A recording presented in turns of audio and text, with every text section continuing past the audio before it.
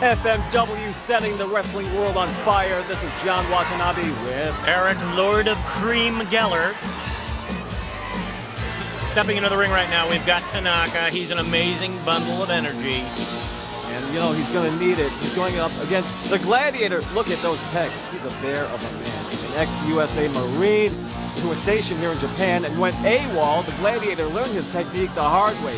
Here he learned it on the streets of Tokyo, Osaka, and Hiroshima. I read where at one time the Gladiator was one of the most feared men in all of Japan before he turned his energy and fighting skills away from the streets and focused them on the ring.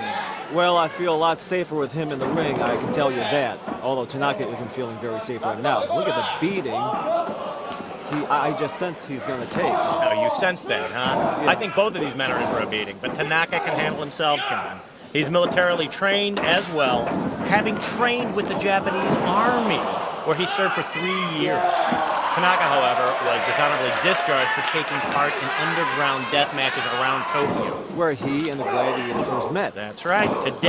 Today is by no means the first match between these two. It's far more of a grudge match. Well, that's one big grudge if you ask me. What happened after Tanaka's discharge? The government had trained him. Whoa. But it couldn't contain him. After his discharge, he took his rage to the streets, where he earned his nickname of the Tanaka Blast. Well, the Gladiator is feeling that blast today.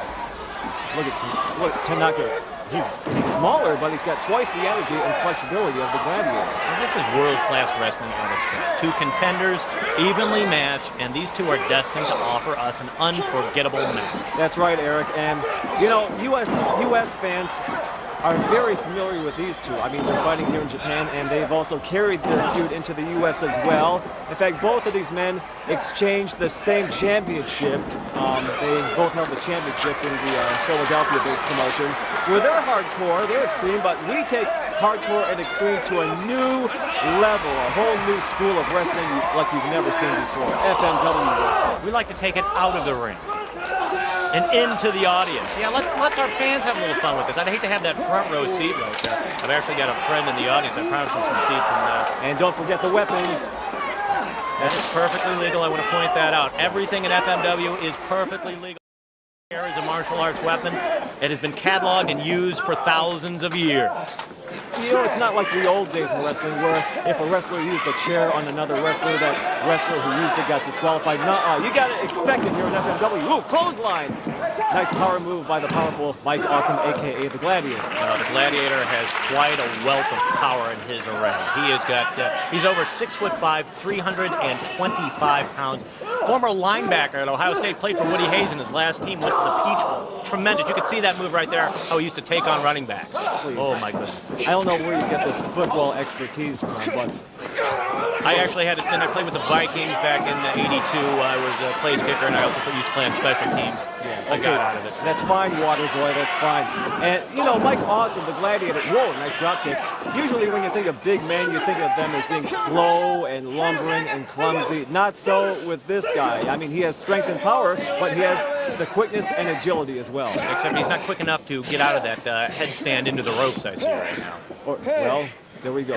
And hopefully Mike Awesome, I mean, he'll catch his breath for his sake and hopefully get that resilience that he often gets. Whoa, nice version of the Vader bomb. I'm telling you, Tanaka, a similar wrestler, nearly the size of, is really putting on a show right now against the Gladiator. Oh, nice suplex by the Gladiator. That was not. You're not going to get one shot on Tanaka and call that quits. And that was a rather nonchalant cover. He should have like hooked the leg or something. Even though Mike Awesome is bigger and stronger, I mean, Tanaka could still get out of moves like that. A little taunting going on as he takes a boot to the face. Just toying with him. Intimidation. Oh, whoa, oh. Like running into a brick wall. Whoa, just back in the head, just a brutal. Wow, with a body slam like that. Woo. Whoa. And the audience applauds. I mean, you can't underestimate the Tanaka Blast, John, but last year I was in Osaka, and I was attending this brass knuckle semifinals, and I saw Tanaka take an amazing beating. I mean, his blood was everywhere, but his tactic was to simply wear his opponent out and allow him to think he had the upper hand. Interesting tactic. Whoa. And his opponent, who shall remain nameless here, was about to deliver his final blow. When he was about to do it, the Furious Light and destroyed his opponent. Hey, you're not talking about Lord Darkness, are you? I didn't want to mention his name, but John, yes, Lord Darkness. The FMW is still investigating his death, but until it is confirmed that Tanaka used an illegal move, he will be allowed in tournament play.